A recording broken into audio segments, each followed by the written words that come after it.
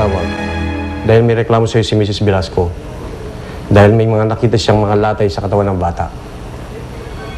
Hindi ho nagsumbong sa akin si Jennifer. Kusa ko hong nakita yung mga latay sa katawan niya. Sobra naman kayo, Aling Miding. Napakabata pa nito.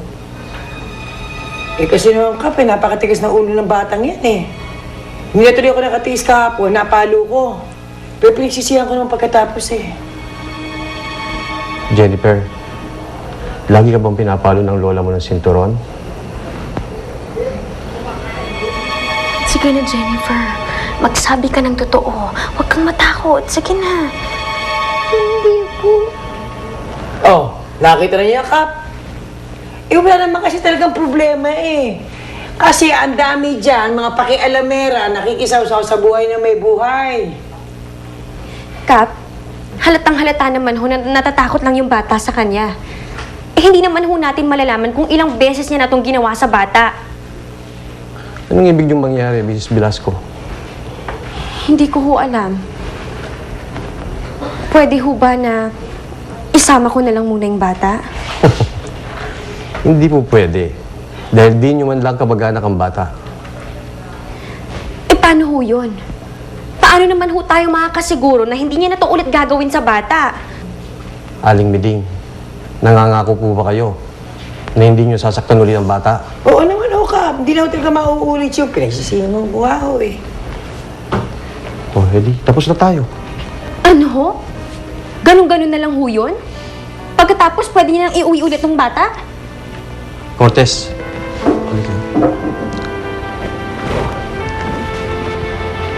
May pipirmahan po si Aling Miding dito. Kapag inulit pa niya at may nagreklamo, pwede na po natin siyang sampahan ng kaso sa susunod.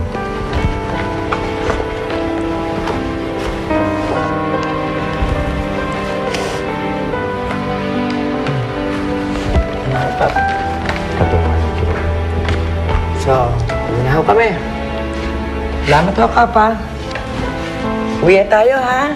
Sorry na si Lola, hindi ka talaga papaluin ni Lola, ha? Uwi tayo. Uwi na. Hindi ko, no. Uwi na tayo.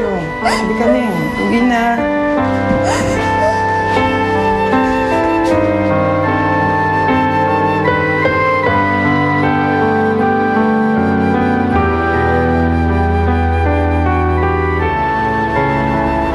Ano na?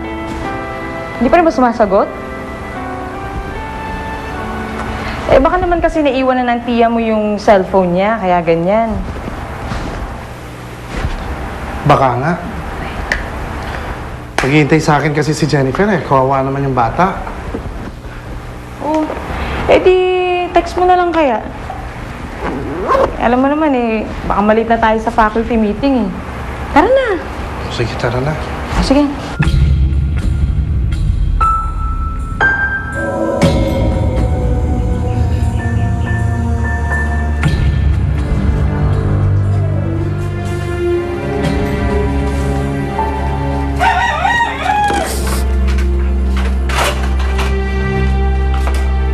Oh, akin na yan.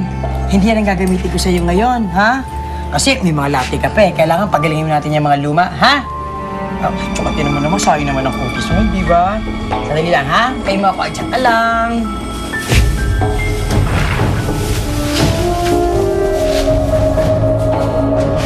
Halika.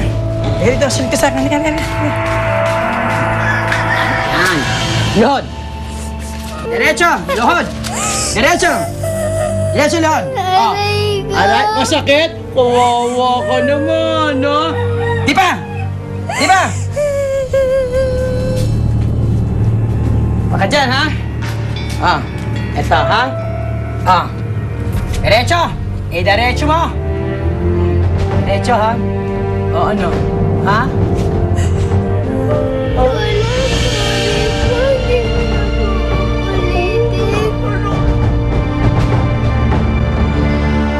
Iniisip ko si Jennifer eh. Baka mamaya pinahihirapan na naman siya ng lola niya. Jennifer? Ihintayin ko pa bang masaktan ulit yung bata? Evan! Habulin mo si Jennifer! Dali! Jennifer! Bakit ba kailangan pa nating hanapin? Iyakan na nating mawala yun. Para sa atin lahat mapunta kinikita ni Manny. Wala akong pakialam kahit saan nag-short pa yung batang yon. Ang iniisip ko lang, Emo, si Manny eh. Hindi ko alam ano sasabihin natin dun eh. Sabi di, kamusta po? Si Jennifer.